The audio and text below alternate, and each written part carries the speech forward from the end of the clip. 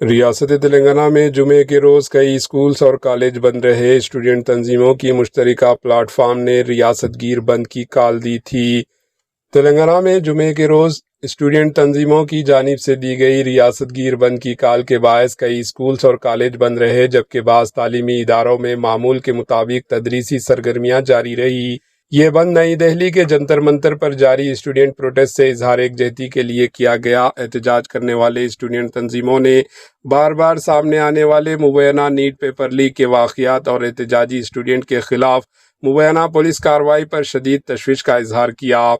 ریاستی سطح پر اسٹوڈنٹ تنظیموں کے مشترکہ پلیٹ فارم، جس میں S F I, A I S F, N S U I, P D S U, A I F D S, A I S B اور A I P S you شامل ہے، اس نے بند کی حمایت کی۔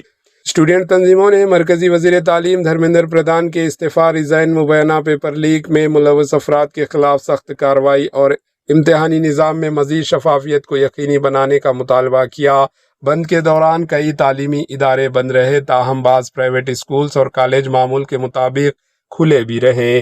مجموعی طور پر مختلف علاقوں میں بند کا ملا جلا اثر دیکھنے میں آیا۔ Bureau report, H news.